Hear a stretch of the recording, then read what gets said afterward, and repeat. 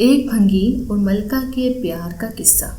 بادشاہ کے محل میں صفائی کرتے ہوئے جب ایک بھنگی کی نظر ملکہ پہ پڑی تو وہ پہلی ہی نظر میں اس پہ فدا ہو گیا، لیکن اپنی حیثیت اور ملکہ کی حیثیت میں فرق دیکھا تو سر جھکائے وہاں سے چلا گیا۔ پر دل تھا جو ایک ملاقات کی حسرت میں تڑپتا رہا۔ عشق کی بیماری نے جسمانی بیماری کا روپ لیا اور وہ بستر پہ پڑ گیا۔ بھنگی کی بیوی بھی اس ساری حالت سے واقف تھی۔ بھنگی کی خراب حالت کی بنا پر اس کی بیوی اس کی جگہ کام پہ لگ گئی۔ کئی دن تک جب بھنگی ملکہ کو وہاں نظر نہ آیا تو اس نے اس کی بیوی سے دریافت کیا۔ بھنگی کی بیوی یہ سوچ کر گھبرا گئی کہ ملکہ کو اصل بات بتا دی تو نہ جانے کیا حال ہو ہمارا، لیکن ملکہ نے اس کی گھبراہٹ جانچ کر اسے اعتماد میں لیا اور حقیقت پوچھی۔ بھنگی کی بیوی نے وہ ساری صورتحال ملکہ کے گوش گزار کر دی۔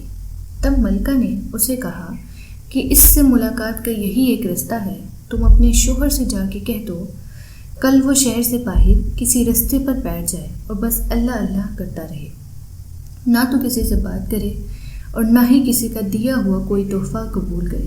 ایسا کرنے سے جب اس کے چرچے بادشاہ تک پہنچیں گے تو ملاقات کے رستے بھی کھل جائیں گے۔ ملکہ کا پیغام سنتے ہی بھنگی کی جان میں جان آئی اور وہ گداؤں کا بھیس بدل کے ایک رستے پر جا کر بیٹھ گیا اور بس اللہ اللہ کرتا رہا۔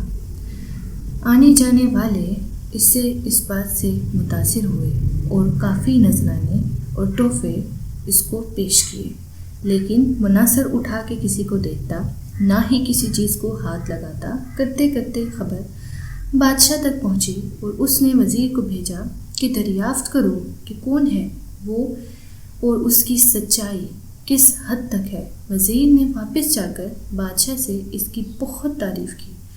بادشاہ فیض پانے کی غرض سے خود چل کر اس کے پاس گیا۔ جب ہر طرف اس کے چرچے ہونے لگے تو ملکہ نے بادشاہ سے اس نیک انسان کی زیارت کی خواہش ظاہر کی۔ بادشاہ نے اجازت دی۔ اس اثناء میں جب بھنگی کو اس بات کا احساس ہوا کہ اب تک وہ دل سے نہیں صرف ایک دنیاوی مقصد کے تحت ہی اللہ پاک کے نام کی تسبیح کر رہا تھا، وہ جھوٹا ہے لیکن پھر بھی اللہ کی رحمت اس پر اس قدر ہے کہ لوگ اس کے سامنے جھک رہے ہیں، کیا بادشاہ اور کیا عام آدمی سبھی اسے عزت دے رہے ہیں۔ یہ کرامات تو صرف زبان سے وہ پاک نام لینے کی ہیں، اگر سچے دل سے اس نام کی تسبیح کی جائے تو کتنی رحمتوں کا نزول اس پہ ہوگا۔ جب ملکہ اس کے پاس پہنچی تو اس نے سر اٹھا کے اس کی طرف نہ دیکھا اور وہ مطمئن ہوئی کہ کوئی آج اس کی وجہ سے اللہ کے قریب ہوا ہے۔ وہ روتی ہوئی واپس اپنے محل چلی گئی۔ بے شک اس پاک ذات کا ذکر اپنے آپ میں ایک رحمت ہے۔